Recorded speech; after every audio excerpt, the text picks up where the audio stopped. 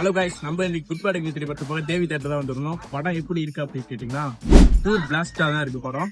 என்ன story logic இதெல்லாம் மட்டும் ஓரமா வச்சுட்டு நீங்க ஜஸ்ட் ஃபேன் பாயா சம்பவம் பண்ணணும் அப்படின்னா குட் பேட் நீங்க தாராளமா வரலாம்.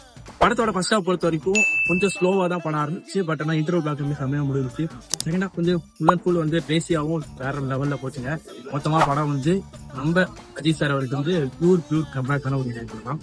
படத்துல என்ன ஒரு குறையா சொல்லணும்னா ஓவர் ரெஃபரன்ஸ் ஓவர் ப்ரீமிக்ஸ் சாங்லாம் வச்சு எனக்கு அது என்னடா ரொம்ப அந்த மாதிரியான ஒரு ஃபீல். இதுக்கப்புறம் ஜீவ் பிரகாஷ் அவரோட மியூசிக் பத்தின சொல்லியே கேட்போம். அவர் வந்து ட்வீட்லாம் போடுறத பார்த்துட்டு தெரிவிக்க விட போறாரு, இப்படி பண்ண போறாருன்னு நினைச்சேன்.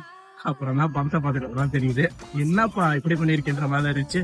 எனக்கு வந்து ஜீவ் பிரகாஷ் மியூசிக் பொறுத்த வரைக்கும் எனக்கு பெரிய சாட்டிஸ்பாக்சன் கிடையாது. ஒரு டீசென்ட் தான். இதுக்கு டிஎஸ்பியே போட்டிருந்தாலே நல்லா போட்டிருப்பாரு, ஏதாவது ஃபீல் ஆகும்.